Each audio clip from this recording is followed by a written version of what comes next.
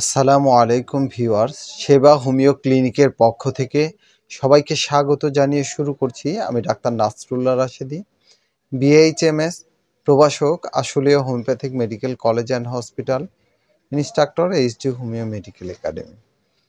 আজকে আমি যে বিষয়টি নিয়ে আলোচনা করব সে বিষয়টি হচ্ছে বর্তমান সময়ে শীত পড়েছে। এই শীতে যেই রোগগুলি হয় তার মধ্যে প্রধান একটি রোগ হচ্ছে ঠান্ডা সর্দিজনিত যে সমস্যা হয় সেই বিষয়ে আমি আজকে আলোচনা করব। তো আজকে আলোচনা করব উইদাউট মেডিসিন, অর্থাৎ মেডিসিন ছাড়া আমরা ঘরোয়া পদ্ধতিতে বা টোটকা পদ্ধতিতে কিভাবে আমরা এই রোগ থেকে নিস্তার পেতে পারি বা সুস্থ থাকতে পারি, সেই বিষয়ে আমি অন্তত 10টি বিষয় নিয়ে আলোচনা করব, যে এই 10টি জিনিস আমাদেরকে সুস্থ থাকতে সহযোগিতা করে। তো শুরু করা যাক। সাধারণত এই শীত সিজনে সর্দি হওয়ার প্রবণতাটা অনেক বেশি। অনেকের মাঝেই দেখা যায় যে বাইরে গেলে বিভিন্ন সময়ে ঠান্ডার প্রবণতা দেখা যায় বা ঠান্ডা লাগে।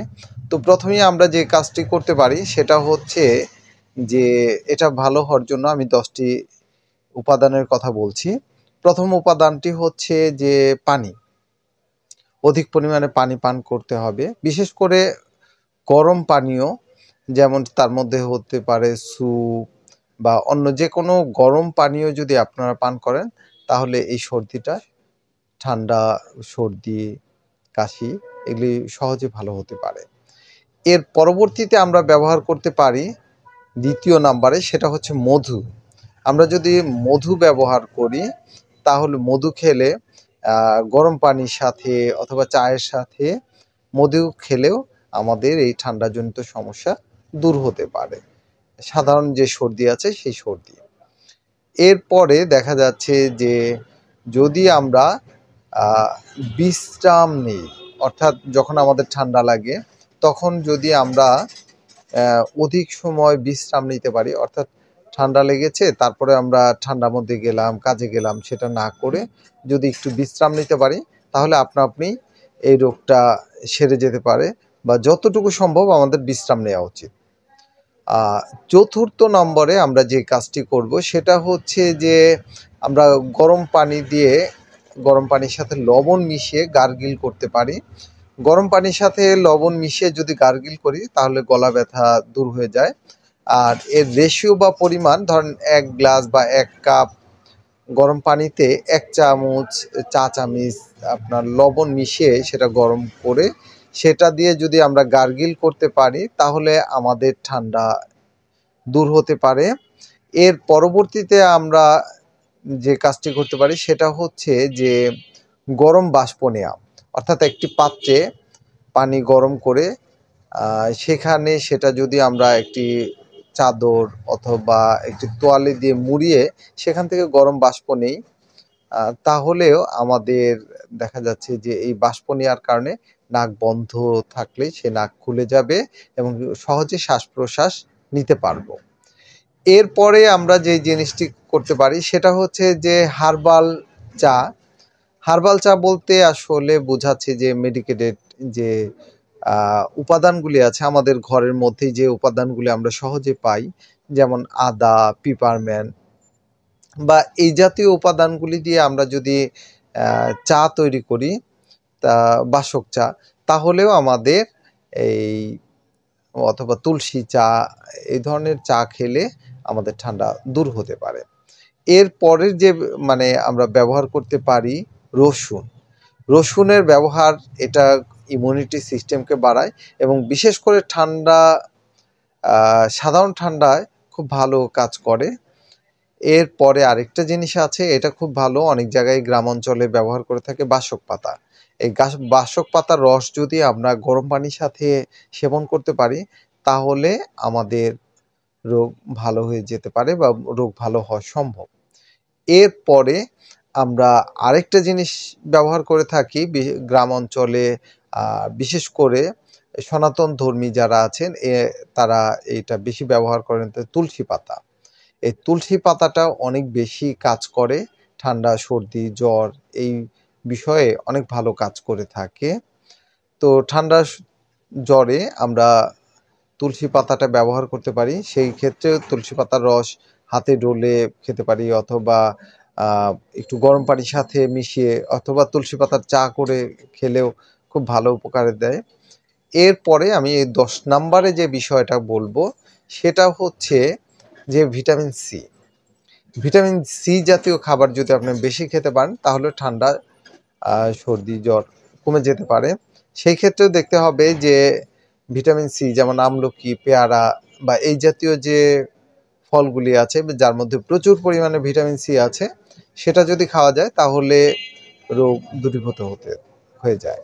তবে একটা জিনিস খেয়াল রাখতে হবে, শীতের দিন বা ঠান্ডার দিন, যেহেতু এখন চারিদিকে ঠান্ডা পড়েছে, প্রচণ্ড ঠান্ডা, সেই জন্য আমরা একটা কাজ করতে পারি।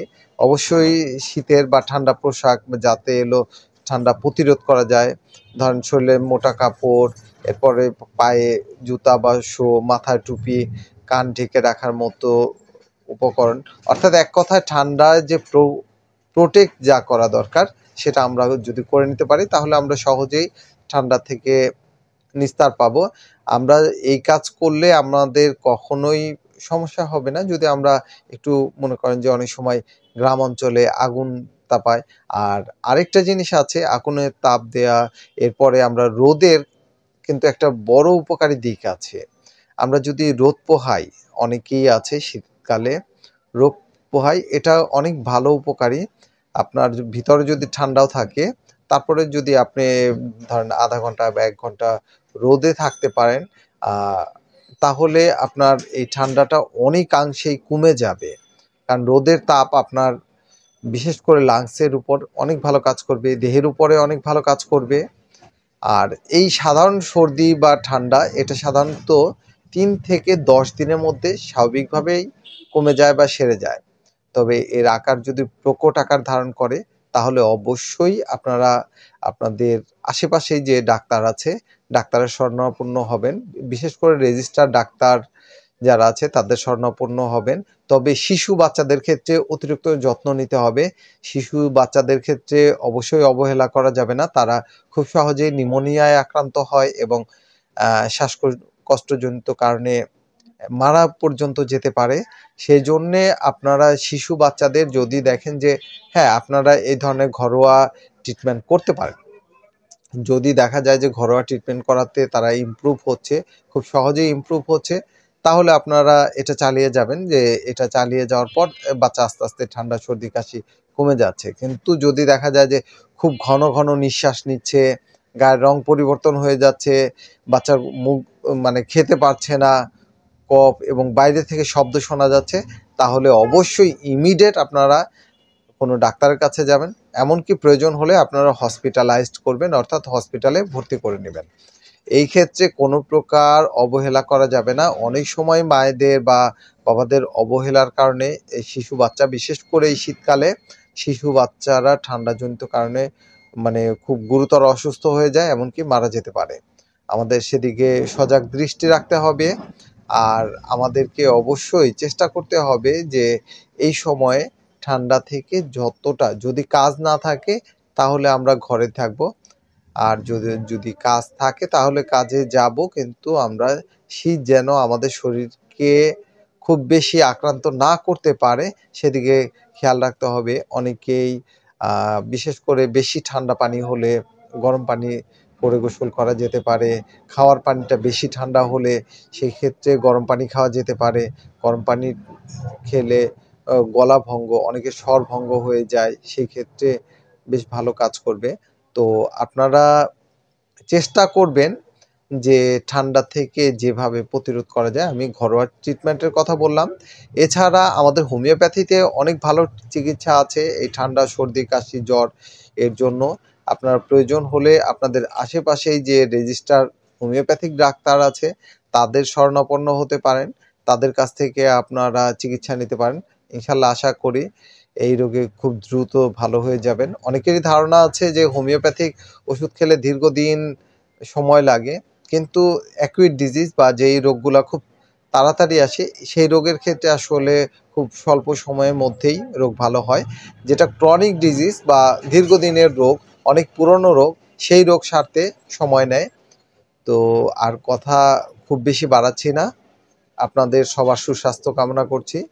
এই শীতের মাঝে, শীতের দিনে আপনারা ভালো থাকুন, সুস্থ থাকুন, আল্লাহর হুকুম আহকাম মেনে চলতে চেষ্টা করবেন।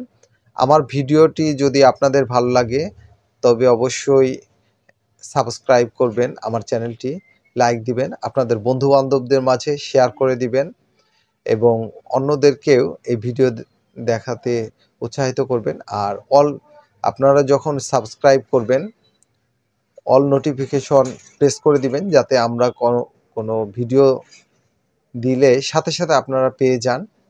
আপনাদের মূল্যবান মতামত আমাদেরকে জানাবেন। আর আপনাদের যদি কোনো প্রয়োজনীয় ভিডিও দরকার হয় স্বাস্থ্য বিষয়ক, তাহলে আমাদের জানালে আমরা যদি অনেকগুলি কমেন্ট পাই তাহলে অবশ্যই আপনাদের সেই বিষয়ে আমরা ভিডিও বানাবো।